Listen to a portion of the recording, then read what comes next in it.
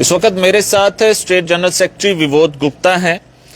4-5 महीने के बाद इनसे मुलाकात हुई है क्योंकि दिल्ली के इलेक्शन में ये बिजी थे और जिस कैंडिडेट के लिए ये वहां पे प्रयास कर रहे थे वो कैंडिडेट जो है वो सीएम दिल्ली की बन चुकी है और इन्हीं से बात करते हैं। कल एक ताबड़तोड़ प्रेस कॉन्फ्रेंस इनकी तरफ से की गई और एमएलए राजौरी के ऊपर कल काफी सारे एलिगेशंस जो है विबोध गुप्ता जी द्वारा लगाए गए। इन्हीं से बात करते हैं। सर, आखिरकार ये मुद्दा क्या था जो आपने कल उन पे इतने एलिगेशंस लगाए? पहले तो मैं आपको एक बात बोलूं कि मैंने उनके ऊपर कोई एलिगेशन नहीं लगाया। मैं 5 महीने, क्योंकि वो एमएलए बने हैं और कुदरत ने उनको एक वो दिया, तोहफा दिया है। एक्सीडेंटल एमएलए हैं वो, ठीक है। अच्छा, एक्सीडेंटल एमएलए जी। तो उसमें मैं ये मान के चल रहा था कि पिछले उस 2-3-4 स्टेटमेंट्स उनकी मैंने सुनी, पर मुझे लगा कि भाई एक सीनियर नेता होने के नाते और मुझे इसमें इंडल्ज नहीं होना है और मुझे कोई उनकी कंट्रोवर्शियल मेरे लिए जो स्टेटमेंट्स आई उसके ऊपर मुझे नहीं बोलना चाहिए। लेकिन जब उनको चैन नहीं आया तो मुझे लगा कि थोड़ा सा जरूर मुझे 5 महीनों के बाद, क्योंकि 5 महीना एक लिमिट, एक टाइम हो जाता है कि 5 महीने में वो उनसे जरा जरूर हम ये पूछेंगे कि भाई उन्होंने क्या किया। तो मैं ये जरूर कहना चाहूँगा कि पहले तो उनको ये इतनी समझ जरूर होनी चाहिए कि एमएलए जो होता है वो ही डेवलपमेंट का पार्ट होता है। एमएलए इलेक्टेड एमएलए होता है और वो जीत कर आता है, लोगों के वोटों से आता है और प्लानिंग का हिस्सा एमएलए होता है। एमएलसी कभी भी प्लानिंग का हिस्सा नहीं होता है। आज जितने भी राजौरी डिस्ट्रिक्ट के एमएलसी बने हैं उनके काम को खंगाल के देखे, जम्मू कश्मीर के जितने एमएलसी बने हैं और विबोध गुप्ता का एमएलसी का टेन्योर खंगाल के देखें वो, और देखेंगे कि विबोध गुप्ता ने कितनी ताकत के साथ डेवलपमेंट का हिस्सा ना होते हुए अपने लोगों के लिए काम किया। क्योंकि मेरे अंदर एक शौक था, मेरे अंदर एक पैशन था, काम करने का पैशन था, अपने लोगों के लिए काम करने का पैशन था। मैंने काम किया। काम तो बोलते हैं, अब किसी के कहने से कि भाई काम किए नहीं किए या कोई बात हो, वो ऐसी बात नहीं होती है। कहते क्या थे आपके लिए वो? नहीं, उन्होंने जैसे उन्होंने कहा कि भाई जॉगिंग ट्रैक की उन्होंने बात की, वो तो आज भी एलिगेशन उनकी तरफ से लगाए गए जॉगिंग ट्रैक के। और फाइलें खुलेंगी। भाई आप एमएलए हो, आपके पास पावर है। जॉगिंग ट्रैक आपको इतनी समझ तो जरूर होगी कि जब प्रोजेक्ट बनता है तो प्रोजेक्ट अगर 6 करोड़ का बनता है या 7 करोड़ का बनता है, रिलीज उसमें 20 लाख आएगी, 10 लाख आएगी। ये एक लंबा प्रोसेस होता है। इस जॉगिंग ट्रैक में शायद इकबाल साहब यहाँ डीसी थे, तो मैंने उनसे कहा कि मेरा एक है कि बड़े काम में सोचे हैं, उसमें एक काम मैंने ये भी सोचा, आप मेरी सपोर्ट करो। उन्होंने 1 करोड़ 65 लाख का यहाँ जॉगिंग ट्रैक का एक प्रोजेक्ट बनाया और उसमें यह हुआ कि भाई आप भी उसमें कुछ पैसे डालो, बाकी मैं करवाऊंगा, तो हम इसको कंप्लीट कर देंगे। बदकिस्मती मेरी और शहर की ये रही कि वो ट्रांसफर हो गए। उनके ट्रांसफर होने के बाद वो जॉगिंग ट्रैक का काम रुक गया। उस जॉगिंग ट्रैक में जो 1 करोड़ 60 लाख का जॉगिंग ट्रैक था, उसमें कितनी पेमेंट निकली है? भाई डिपार्टमेंट आपके पास है, एमएलए आप हैं, रूरल डेवलपमेंट में तो वैसे ही आपकी इंटरफेरेंस रहती है।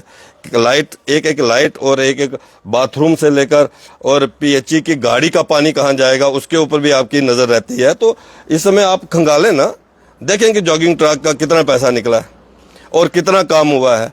ये ठीक बात है कि मैंने जितने काम सोचे थे उसमें से अगर 4 काम नहीं हुए, उसमें जॉगिंग ट्रैक नहीं हो सका। मैं एमएलसी था, एमएलसी होते हुए मैंने जितने काम किए हैं, किसी एमएलसी के, यहाँ और भी एमएलसी रहे हैं, वो देखेंगे किसके काम हुए हैं नहीं हुए। उसमें जो उन्होंने ये बात कही कि इसमें फाइल खुलेगी, मैं तो चाहता हूँ फाइल खुलनी चाहिए, तो फाइलें और भी खुलेंगी। जिन लोगों ने डाके डाले हैं स्टेट लैंड के ऊपर, जिन्होंने अपने रिश्तेदारों को स्टेट लैंड के ऊपर बैठाया हुआ है, उनकी भी फाइलें खुलेंगी। उनको भी डाके, जो बेसिकली स्टेट लैंड के ऊपर जो डाके पड़े हैं उसको भी नजरअंदाज नहीं किया जा सकता है, उसको भी देखा जाएगा, सारी बातें देखी जाएंगी। लेकिन जॉगिंग ट्रैक को लेकर तो हम क्रिस्टल क्लियर हैं। डिपार्टमेंट यहाँ है, बीडीओ यहाँ बैठे हैं, एसीडी यहाँ बैठे हैं। सर, उसका पैसा निकला कितना था? वैसे काफी सारे लोग जानना चाहेंगे क्योंकि काफी सारे लोगों के मन में ये थी, क्योंकि जब आपके इलेक्शन हो रहे थे तब भी ये बात उठी थी। वैसे आज आप क्लियर कर ही दें, एक्चुअल है क्या था ये? देखिए कि 1 करोड़ 60 लाख का, उसमें मेरी क्लियरिटी की जरूरत नहीं ना है। डिपार्टमेंट यहाँ पर, उसमें आरटीआईज लगी जी, अगर उसमें कुछ होता तो बाहर आ जाता जी, ठीक है ना। मैंने एक प्रयास किया, मैंने एक कोशिश की कि मैं जॉगिंग ट्रैक बनाऊं। मैं नहीं बना पाया भाई। आपका फंड नहीं था अपना एमएलसी फंड? ना, उसमें मेरा फंड नहीं लगा था। 1 रुपया भी मेरा फंड का नहीं लगा था। मेरे ख्याल में 6 से 7 लाख रुपए की पेमेंट जो है वो उस ठेकेदार को हुई होगी। अगर ठेकेदार की पेमेंट डिपार्टमेंट ने गलत की है, डिपार्टमेंट के ऊपर कार्रवाई होनी चाहिए। अगर कहीं ठेकेदार ने कुछ किया है तो उसकी इंक्वायरी होनी चाहिए, उसमें क्या बात है। लेकिन मेरा ये कहना है कि इतने काम एज एमएलसी मैंने यहाँ पर किए। यहाँ पर बॉयज हायर सेकेंडरी स्कूल लाया, यहाँ पर इतनी बड़ी हेरिटेज स्कूल यहाँ पर लाया, 2 सर्कुलर रोड यहाँ पर बनी, 3 ब्रिजेज यहाँ पर बने। एक ब्रिज आर्मी के कारण रुक गया। और आज हम डिप्टी कमिश्नर रजौरी का धन्यवाद करते हैं। हम उनसे मिले थे तो उन्होंने उसमें सब जो है वो क्लियर कर दिया और आज जल्दी ही उसमें भी शायद काम शुरू हो जाएगा। सर एमएलए साहब तो कह रहे हैं मैंने बडाला मंग का काम स्टार्ट कराया, आप कह रहे हैं डीसी साहब का शुक्रिया। नहीं, मैं इस कंट्रोवर्सी में नहीं जाना चाहता ना, तो मैं क्यों इस कंट्रोवर्सी में जाऊंगा कि एमएलए साहब कह रहे हैं। तो देखो, मैंने ये बात कहता हूं कि अगर जो भी इलेक्टेड रिप्रेजेंटेटिव है उसके दौर में जो भी काम होंगे उसके खाते में जाएंगे, जाने भी चाहिए, स्वाभाविक है। उसमें गलत कुछ है ही नहीं है ना कि भाई रिबन भी उन्हीं को काट रहे हैं, एक कॉन्स्टिट्यूशनल राइट है उनको, उसमें तो कोई बात नहीं है। आज जितने भी प्रोजेक्ट यहाँ पर हैं, चल रहे हैं, वो उसके रिबन तो वही काट रहे हैं। वो मंदिर आज भी मैंने देखा कि वो कह रहे हैं कि मंदिर को मैं वो कराइयाँ के मंदिर में मैंने रोड दी। यार निकाल के तो देख लो वो रोड कब आई, इलेक्शन से पहले प्लान बना, कब बना, वहाँ के सरपंच ने वो रोड लाई। तो उसमें मेरा इतना ही कहना चाहेगा, जबरदस्ती क्रेडिट लें तो उसमें क्या फर्क पड़ेगा, उसमें कोई फर्क नहीं पड़ने वाला। अलबत्ता मैं इतना जरूर कहना चाहूँगा कि आप काम करें, हम आपके साथ हैं, उसमें तो कोई बात नहीं है। गंदगी की बात है तो गंदगी मतलब दरिया में फेंक दी। अच्छा, गंदगी दरिया में, गंदगी दरिया में फेंक दी तो उसके में बहादुरी क्या है। मेरा इतना ही कहना है, बीइंग एमएलसी डेवलपमेंट पार्ट का हिस्सा ना होते हुए एमएलए ही, वहाँ कमर चौधरी एमएलए थे, विबोध गुप्ता एमएलए नहीं रहा है। विबोध गुप्ता एमएलसी था और जो भी प्लान बैट करता है वो एमएलए प्लान को बैट करता है। बिल्कुल ठीक है। यहाँ से अगर आपको ये कहता हूँ कि आज आप कल एक चक्कर लगाएं, वर्कशॉप के ब्रिज से लेकर गंभीर ब्राह्मणा तक 12 करोड़ की रोड गई है। 12 से 15 गांव उसमें टच हुए।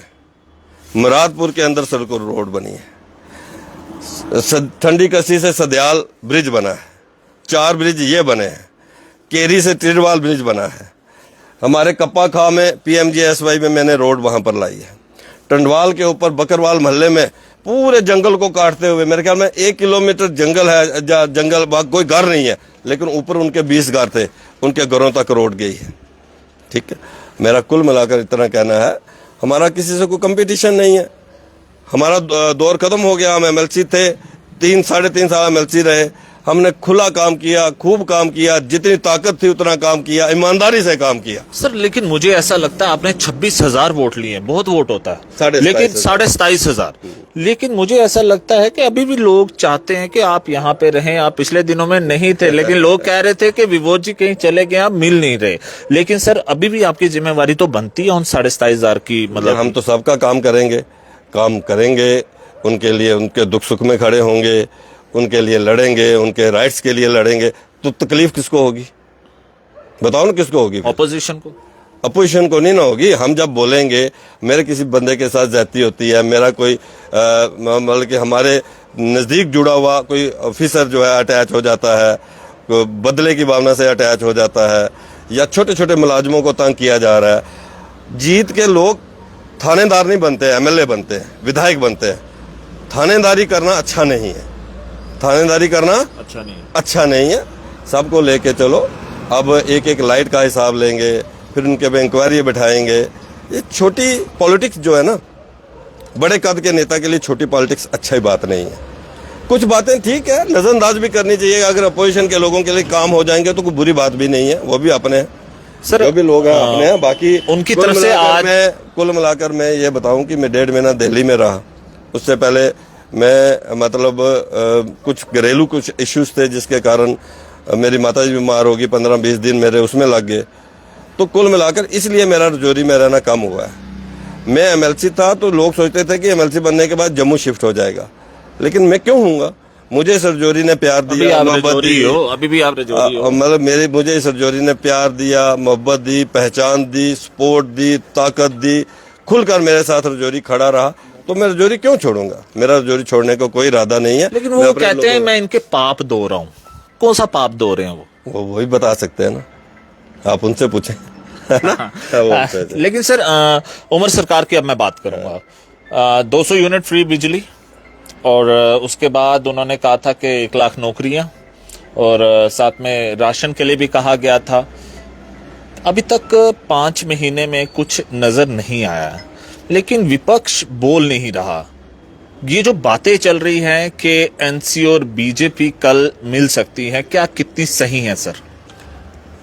कभी भी नेशनल कॉन्फ्रेंस और पीडीपी की सरकार नहीं आएगी, ये मैं आपको दावे के साथ बोल देता हूं। पहली बात, नेशनल कॉन्फ्रेंस की सरकार तो है, मतलब आप क्या कहना चाहते हैं? नहीं, नेशनल कॉन्फ्रेंस और बीजेपी की जो आप बात कर रहे हैं वो नहीं आएगी, मैं आपको दावे से कह रहा हूं। दूसरी बात आपको बता दूं कि भाई स्टेटहुड के लिए उमर साहब को चिंता करने की जरूरत नहीं है, ना हमारे उन एमएलए साहब जो सिग्नेचर बयान कर रहे हैं उससे स्टेटहुड नहीं मिलने वाली है। माननीय प्रधानमंत्री नरेंद्र भाई मोदी जी और माननीय गृह मंत्री अमित शाह जी ने पार्लियामेंट में कहा है कि समय रहते उचित समय पर स्टेटहुड दी जाएगी, इसलिए उमर अब्दुल्ला साहब सरकार को जम्मू कश्मीर के लोग इस चीज का इंतजार करें कि स्टेटहुड मिलेगा। वो तो मिलेगा ही, क्यों नहीं मिलेगा, लेकिन मिलेगा कैसे? कैसे मिलेगा मतलब कि अभी तक मिल नहीं पाया, मतलब कि क्या होने वाला? देखिए ना, सवाल ये पैदा होता है कि जिस काम को लेकर 370 और 35 से हटाया गया, 370 और 35 से हटने से गुज्जर बकरवाल समाज के साथ इंसाफ हुआ, पहाड़ी कबीले को एसटी का दर्जा मिला, ओबीसी समाज को 8% रिजर्वेशन मिली, पीओजे के विस्थापित समाज के साथ इंसाफ हुआ, उनको उनके लिए एक सीट रिजर्व हुई, जो यहाँ जम्मू कश्मीर की बेटियों के साथ इंसाफ हुआ, उनको जहाँ के सिटीजनशिप राइट मिले, वो उसके साथ साथ टेररिज्म खत्म हुआ, खत्म होने के कगार पे है, अलगाववाद खत्म हुआ, पत्थरबाजी खत्म हुई, कश्मीर का बंद खत्म हुआ। पिछले 2 साल में 4.5 करोड़ टूरिस्ट जो है वो कश्मीर के अंदर गया। अभी कुछ काम ऐसे हैं जो जम्मू कश्मीर की को स्ट्रीमलाइन में लाने के लिए कुछ काम ऐसे हैं, उसके लिए यूनियन टेरिटरी की जरूरत है। जब वो काम हो जाएंगे, अब यूटी से क्या नुकसान क्या हुआ, यहाँ हाईवेज बने, एक्सप्रेसवेज बने, टनल्स बनी, यहाँ मेडिकल कॉलेजेस आए, यहाँ कौन सा काम नहीं हुआ? और यहाँ के रहने वाले लोगों को, चाहे गुज्जर बकरवाल समाज से लेकर बेस्ट पाक रिफ्यूजी तक को इंसाफ मिले। अगर 370 और 35 से ना हटता, अगर देश के कानून सीधे तौर पर यहाँ पर ना लगते, तो इन लोगों को किसने पूछना था? नेशनल कॉन्फ्रेंस ने स्नब करके रखा। मेडिकल कॉलेज से एक चीज याद आ गई, बहुत जरूरी है। 32% स्टाफ पे ये मेडिकल कॉलेज चल रहा है। क्या आप अगर दिल्ली जाके, मतलब कि दिल्ली में आपने नेता को जिताया, वो सीएम भी बनी, आपका कद ऐसा होना चाहिए कि आप इस मेडिकल कॉलेज की बात करें। माननीय चाहे ऑनरेबल हमारे होम मिनिस्टर साहब हैं या हमारे यूनियन मिनिस्टर हेल्थ के हैं, सर यहाँ स्टाफ की बहुत कमी है, ये मानते हो आप? और आए दिन डेथ्स हो रही हैं क्योंकि शॉर्टेज ऑफ स्टाफ है। ये एक बहुत बड़ा मुद्दा है इस टाइम पे। मैं आपसे इसलिए बात कर रहा हूँ कि आप ऑपोजिशन में हैं, बात करना जरूरी है। आपके एलओपी को भी ये पता होना चाहिए, सुनील शर्मा जी को, वो भी बात रखें। इस चीज को सर कब पूरा किया जाएगा? देखिए, एक बात बताऊं मैं कि जम्मू मेडिकल कॉलेज और श्रीनगर मेडिकल कॉलेज को छोड़कर 7 और मेडिकल कॉलेजेस बने, 4 जम्मू में बने, 3 कश्मीर में बने। और इन 7 मेडिकल कॉलेजेस में मैं आपको दावे के साथ कह सकता हूँ, सबसे अच्छा मेडिकल कॉलेज में जो काम चल रहा है वो रजौरी मेडिकल कॉलेज में चल रहा है। 7 में आप घूम के आ सकते हैं। ठीक है, पिछले दिनों यहाँ कैजुअलिटीज हुई, यहाँ कोई नेग्लिजेंस एक्ट हुए, उसके ऊपर कार्रवाई होनी चाहिए, उसके लिए ऊपर इंक्वायरी कमेटी भी यहाँ पर बनी है। तो अब हमारे एमएलए साहब आ गए हैं, है ना, अब उसके लिए वो दौड़ करेंगे, तो हम अपनी जगह दौड़ करेंगे, कोई ऐसी बात नहीं है। जब दोनों दौड़ करेंगे तो कुछ ना कुछ ठीक हो जाएगा। मुझे ऐसा लगता है कि अगर दोनों दौड़ करेंगे तो कहीं ना कहीं कुछ ठीक लगता है मुझे होगा। जी जी, पक्का होगा। और मैं आपको इतनी बात जरूर कहता हूँ कि मैं रजौरी पुंछ का, खाली रजौरी का नहीं, रजौरी पुंछ का चौकीदार था, चौकीदार हूँ, चौकीदार रहूँगा। हर मुद्दे पे बोलूँगा, अपने लोगों के लिए बोलूँगा, अपने लोगों के लिए खड़ा रहूँगा, उसके लिए चाहे मुझे कुछ भी करना पड़ जाए। जो मेरे लोग का जब मैं बात करता हूँ तो राजौरी पुंछ के अंदर रहने वाला हर समाज और हर वर्ग के लोग मेरे लोग हैं। अगर मुझे एमएलए साहब कहते हैं कि मुझे 7,000 मुस्लिम वोट मिला है, वो मेरे काम से मिला है, वो हवा में से नहीं आ गया है। जब मैं एमएलसी था तो मैंने प्रूव किया कि मैं नेता हूं, मैं सबका नेता हूं। जो मेरे घर के अंदर आ गया वो मेरा हो गया। इतनी कॉमनल इन्होंने इलेक्शन लड़ा, उसके बावजूद अगर मुझे 7,000 मुस्लिम वोट मिला, मेरे काम से मिला ना, मैंने प्रूव किया ना।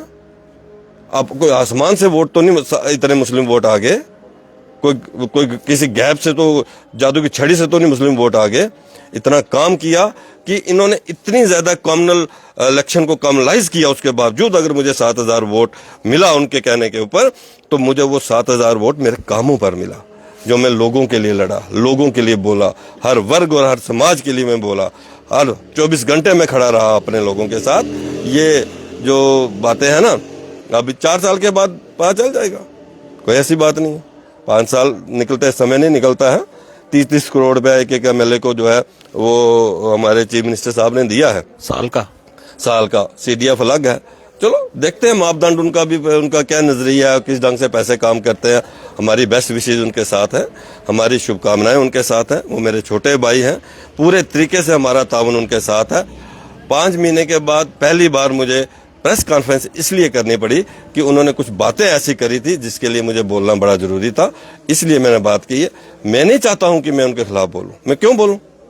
वो काम करोगे तो कोई नहीं बोलेगा। अच्छा काम करें, रिवेंजफुल एटीट्यूड से काम ना करें, छोटे छोटे मुलाजिमों को तंग ना करें, छोटी छोटी बात में इंटरफेरेंस ना करें, अपनी कद के हिसाब से, अपनी डिग्निटी के हिसाब से वो चले।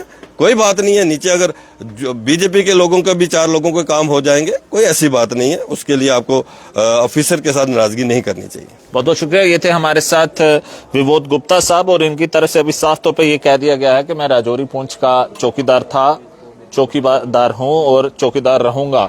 अब ये देखना बहुत जरूरी होगा कि आने वाले दिनों में किस तरीके का एटीट्यूड जो है, जो हमारे फॉर्मर एमएलसी हैं उनका रहेगा, और आने वाले दिनों में एमएलए राजौरी किस तरीके की डेवलपमेंट राजौरी को, क्योंकि उनकी तरफ से एलिगेशंस ये लगाए जा रहे थे कि पिछले 9 साल में कुछ नहीं हुआ, इनके पाप मैं धो रहा हूं। लेकिन अब विबोध गुप्ता जी द्वारा ये कह दिया गया है कि अब 5 साल के बाद हम भी पूछेंगे कि आपने कितने काम किए हैं।